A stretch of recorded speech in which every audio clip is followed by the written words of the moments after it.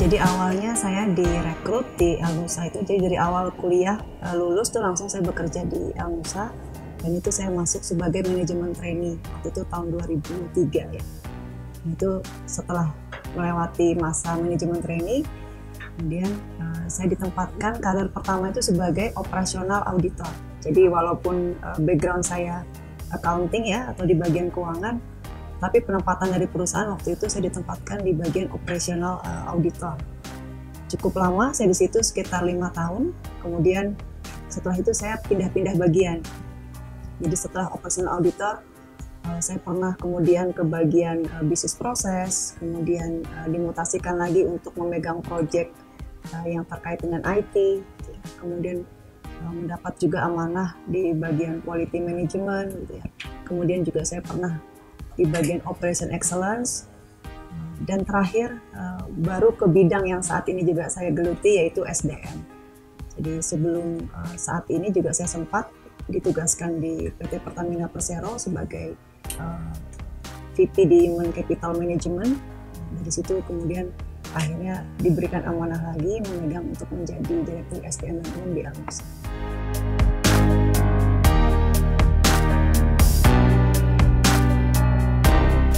Nah ini agak menarik sebenarnya ya Mbak Nura.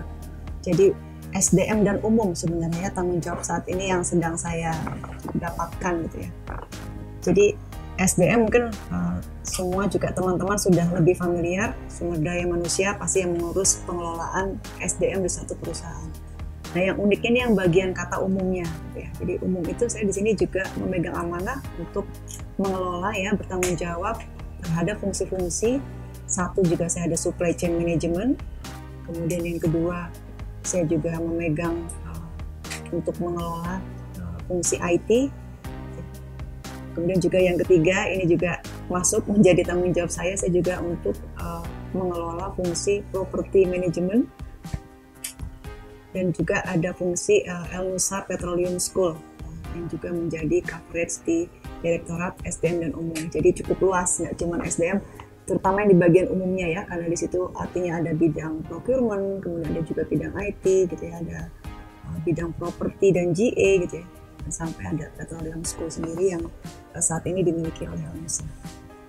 Elnusa Petroleum School itu di awalnya ditujukan bahwa kita mempunyai satu sistem school sendiri ya, paling tidak ya, waktu itu tujuannya paling tidak untuk semua program pengembangan yang ada di Elnusa. Ya, jadi buat teman-teman semua yang ada di Elnusa ini program pengembangannya apa saja, spiritnya kita melakukan secara internal, ya jadi seperti school gitu ya. Jadi ada kurikulumnya, kita pilih pengajarnya juga siapa gitu ya, materinya kita desain sedemikian rupa sesuai dengan kebutuhan di internal Elnusa. Nah pada perkembangannya juga karena kita melihat ini bagus, EPS ini juga kita tujukan juga untuk ke pihak eksternal. Jadi pihak eksternal juga kalau mau memakai ya jasa school ini untuk pembelajaran atau pengembangan di tempat luar gitu ya, atau di perusahaan lain, itu kami juga terbuka untuk hal tersebut gitu. Walaupun untuk saat ini memang tentunya otomatis sebagian besar EPS ini lebih untuk menservis dan berkontribusi untuk keperluan internal dulu. Nah, jadi sudah ada beberapa juga perusahaan yang memakai jasa EPS ini untuk training dan pengembangannya di perusahaan mereka. Nah, jadi kan karena program pengembangan dan training itu sudah disesuaikan dengan leveling ya di setiap pekerja. Jadi tentunya dalam setiap level atau tingkatan di pekerja di organisasi itu pasti memiliki satu pola pengembangan dan training yang sudah disediakan atau didesain gitu ya. Jadi tentunya itu terbuka buat semua, siapapun yang memang sudah sesuai gitu ya dengan kebutuhannya, kompetensi yang diharuskan dimiliki di jabatan tersebut, ya tentunya akan dilakukan pengembangan di EPS ini.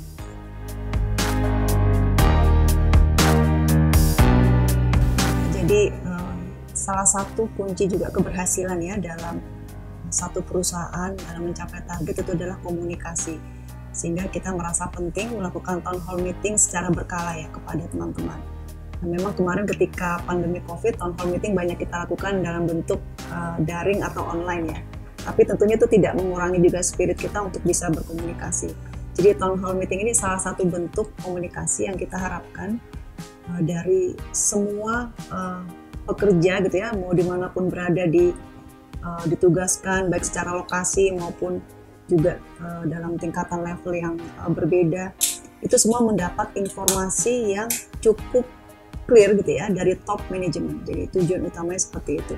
Dan pada town hall meeting juga kita lakukan kesempatan untuk teman-teman juga melakukan tanya jawab dan diskusi kepada top manajemen. Jadi harapannya hal-hal strategik yang sedang berlaku gitu ya atau berlangsung di perusahaan itu bisa sampai dan didengar langsung dari top manajemen sampai ke teman-teman semua. Dan kemarin dengan sistem online itu juga sangat membantu dimanapun lokasinya itu, jadi bisa mengikuti town hall meeting itu secara langsung gitu ya, dan bisa berdiskusi atau berdialog dengan top manajemen di Elnusa. Kemudian tadi yang kedua itu yang manajemen walkthrough ya. Jadi di Elnusa ini ada istilah manajemen walkthrough atau MWT. Sebenarnya MWT ini spirit utamanya adalah memastikan aspek safety. Jadi Elnusa dalam 1 tahun itu mengerjakan proyek bisa di atas 100 ya. Jadi bahkan kalau kita melihat dari jenis-jenis sampai ke anak perusahaan itu bisa sampai ratusan jumlah proyek yang dilakukan. Nah, MWT ini tujuannya adalah bagaimana ya kita ikut memastikan gitu ya, kemudian juga bersama teman-teman juga berdiskusi, melihat langsung gitu ya ke lapangan, ke lokasi kerja. Karena tersebar, ini lokasinya bisa dari tersebar di seluruh Indonesia. Jadi gimana caranya supaya nih manajemen punya cara gitu ya, punya wadah gitu untuk berdiskusi, kemudian juga melakukan observasi langsung terhadap proyek-proyek atau pekerjaan yang sedang dilakukan di Elnusa Group. Nah, MWT tujuannya seperti itu utamanya, terutama memang penekannya pada aspek safety ya, jadi HSSE-nya. Tapi tentunya ketika kita MWT itu ada dialog-dialog juga yang di luar aspek HSSE. Nah, itu biasanya juga dari teman-teman itu bertanya gitu ya, diskusi juga ke manajemen, bisa mengenai pengembangan gitu ya, bisa mengenai juga mengenai isu-isu juga biasanya juga ditanyakan. Misalnya kalau di perusahaan sedang ada seperti ini, mereka juga kadang-kadang tanya gitu ya untuk diskusi. Nah, itu juga MWT. Jadi kalau kaitan dengan town hall meeting tadi juga sama, salah satu juga bentuk kita untuk bisa berdialog dan juga mengetahui secara langsung ya isu-isu apa yang juga sedang terjadi di perusahaan, khususnya di teman-teman operasional secara langsung di lapangan. MWT dilakukan berjenjang ya Mbak Nura, jadi kita dibuat giliran lah ya, gantian gitu ya. Kalau kemarin alhamdulillah dengan cara online itu sangat konsisten dan periodik ya kita lakukan MWT ini. Jadi kalau dulu misalnya harus secara offline, kita berangkat langsung ke lapangan, itu kan ada makan waktu ya, karena kadang-kadang juga lokasi proyek Elnusa itu bisa juga sangat remote area sehingga waktunya tuh nggak cukup misalnya cuma berapa jam ya, bahkan ada yang bisa sampai memerlukan 2-3 hari. Nah, kemarin dengan melakukan secara online itu kemarin minimal itu sebulan 1 kali untuk 1 direksi itu bisa melakukan. Jadi terbanyak itu sebulan bisa ada yang sampai 2-3 kali, tapi dengan leveling yang berbeda gitu ya ketika online. Nah, ini sekarang COVID sudah mulai menurun pandeminya, dan ini mulai beberapa direksi juga melakukan MWT-nya secara offline gitu ya, secara fisik mendatangi langsung. Jadi kalau untuk top manajemen minimal 1 kali dalam sebulan ya, tapi bergantian seperti itu.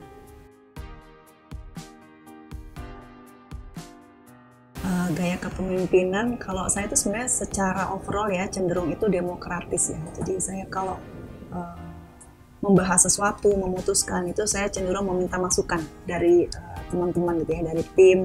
Jadi agak jarang saya langsung otoriter ya, jadi memberikan langsung direction gitu ya tanpa meminta masukan, itu saya agak jarang, kecuali memang itu sesuatu yang sudah sangat rutin ya dan sudah sangat jelas gitu. Tapi mostly saya melakukan melakukan gaya kepemimpinan itu yang demokratis. Jadi saya suka minta masukan dari tim.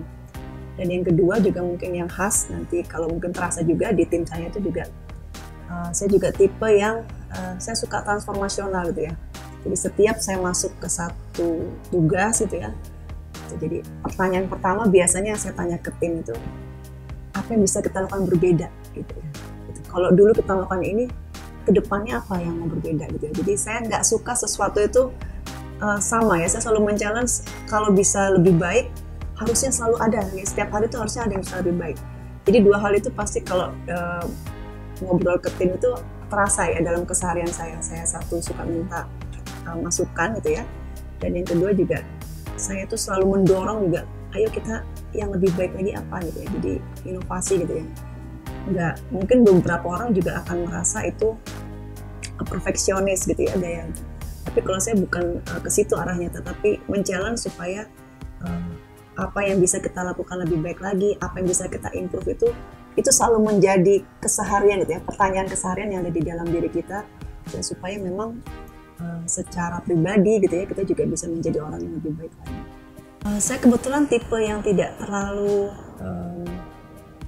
align ya dengan bahwa ada milenial, ada generasi X gitu ya, ada baby boomer, atau sekarang ada generasi Z ya. Menurut saya ada memang kekhasan ya sedikit di generasi tertentu ya, tetapi pada dasarnya tipe orang itu tidak melihat generasinya ya menurut saya. Jadi saya tidak melihat kalau milenial itu cenderung misalnya kalau yang banyak digaungkan misalnya milenial itu lebih sadar teknologi gitu ya. Beda kalau baby boomer misalnya gitu. Tapi kan nggak bisa kita menjudge itu dari generasinya ya. Ada juga memang senior gitu ya yang baby boomer, tapi kalau emang dia update gitu ya, sadar teknologi lebih bagus daripada teman-teman milenial yang misalnya emang agak malas gitu ya meng-catch up pengetahuan tentang teknologinya. Jadi kalau saya lebih ke melihat ke tipikal dan karakter orangnya gitu ya, instead of dia generasi apa. Saya lebih suka observasi hal itu dan menyesuaikan jadinya komunikasi maupun gaya kepemimpinan terhadap karakter tiap orang.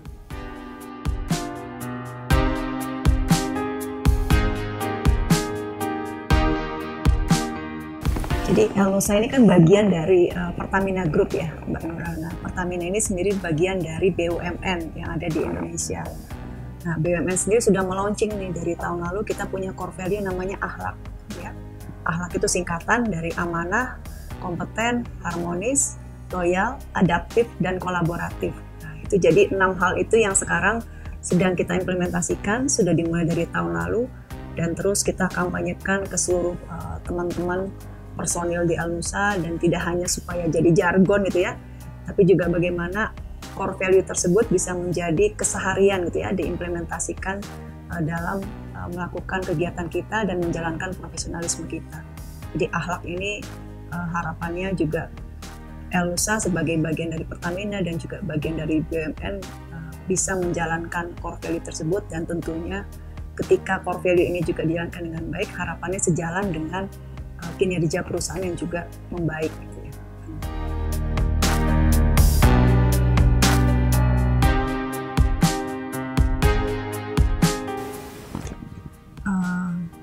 Jadi gini Mbak Nura ya, kalau kita bilang kita mendukung kesetaraan gender, itu menurut saya sama aja kita kayak mengakui bahwa ada ketidaksetaraan gender gitu ya.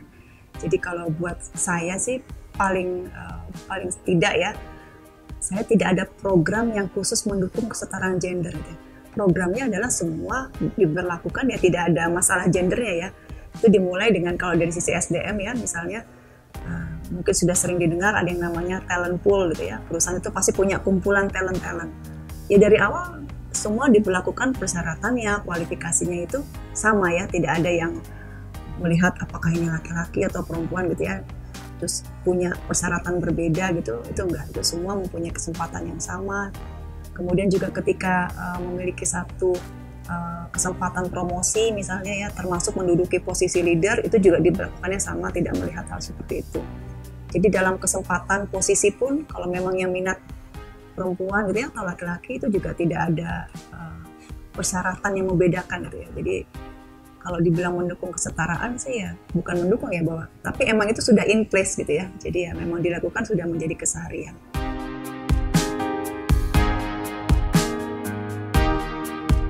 Kalau yang saya rasakan ya tantangannya, terutama ya karena di Elnusa ini juga bidangnya kan oil and gas ya, service oil and gas.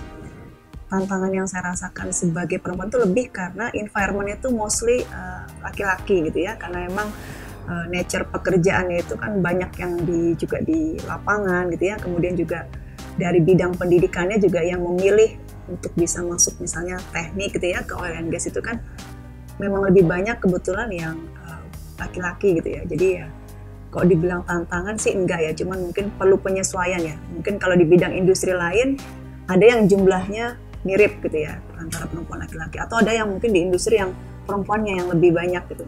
Tapi kalau di El Nusa memang secara alami akhirnya memang laki-laki yang lebih banyak tadi ya, karena memang ketika kebutuhannya juga untuk di lapangan yang tersedia juga ya tadi ya dari sisi pendidikan ataupun pengalaman itu lebih banyak yang laki-laki. Ya mungkin penyesuaiannya di situ aja Mbak Nura. Jadi ya mungkin dalam berkomunikasi gitu ya, dalam berinteraksi, ya kan kita beda ya kalau berinteraksi dengan sesama wanita gitu ya atau dengan pria, ya itu aja yang perlu disesuaikan gitu ya, karena lebih banyak ini aja komposisinya itu jauh lebih banyak yang laki-laki gitu. Perempuan kan nggak bisa keluar ya dari kodratnya ya, bahwa dia kodrat yang sudah pasti tidak dimiliki oleh laki-laki itu kan perempuan diberi amanah itu melahirkan gitu ya anak gitu ya. Jadi secara kodrat itu sudah dia membedakan gitu ya. Kemudian tentunya ketika sudah berkeluarga, memiliki anak tadi ya, itu tentunya ada peran lagi tuh ya di perempuan yang itu nggak dimiliki gitu ya di laki-laki gitu.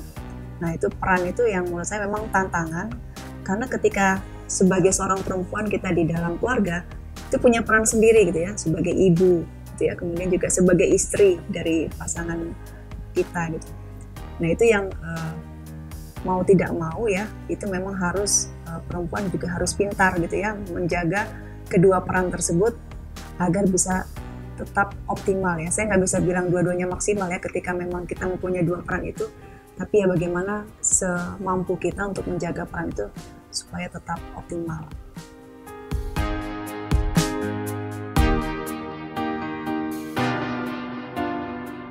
Kalau kualitas secara umum sih harusnya nggak perempuan nggak laki-laki sama ya, yang supaya dia profesional lebih baik secara profesional itu harusnya sama. Tapi mungkin kalau saya sebutkan secara umum itu memang nomor satu menurut saya sekarang everybody itu dituntut harus smart gitu ya. Jadi bekerja tuh harus smart. Jadi bukan hanya ahli gitu ya dalam bidang tertentu. Smart itu artinya kan bisa mengerjakan sesuatu itu lebih baik daripada orang lain. Either lebih cepat, lebih berkualitas, atau lebih murah gitu ya. Jadi smart itu mengkombinasikan beberapa keahliannya untuk menghasilkan satu output itu yang akhirnya kita bisa membuat itu lebih baik daripada orang lain.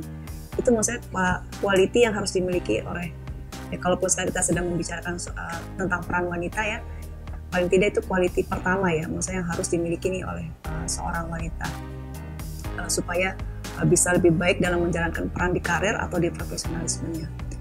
Nah yang kedua, nah ini menurut saya juga karena tadi secara bentukan ya ada kodrat tertentu di mana perempuan itu bisa memiliki beberapa peran ya. Nah ini juga harus dikembangkan dan ini bagus ya, itu adalah multitasking gitu ya. Jadi saat ini di banyak sekali pekerjaan ya, itu kita dituntut tidak bisa lagi hanya mengerjakan satu atau dua gitu ya. Seringkali kita dihadapkan pada target-target pada pekerjaan itu yang bersamaan sekaligus. Nah itu menurut saya akan sangat baik sekali bahwa kompetensi ya atau karakter juga bahwa kita bisa mengerjakan sesuatu yang multitasking itu dikembangkan dan dilatih gitu ya. Itu karena menurut saya juga sesuatu positif poin kalau seseorang itu bisa melakukan multitasking dalam satu waktu gitu. Itu juga kualitas yang menurut saya perlu dikedepankan ya atau ditingkatkan. Nah, kemudian juga yang tentunya juga ini juga harus selalu kita jaga dan kita upayakan supaya konsisten juga mengenai integritas gitu ya. Itu juga sesuatu yang membentuk diri kita ya secara pribadi, value itu juga memiliki sesuatu yang bisa kita kedepankan atau kita banggakan ya. Jadi kita juga mempunyai track record bahwa integritas kita baik gitu ya. Itu juga bisa menjadi sesuatu value yang nantinya juga pada akhirnya akan bermanfaat juga pada karir dan profesionalisme kita.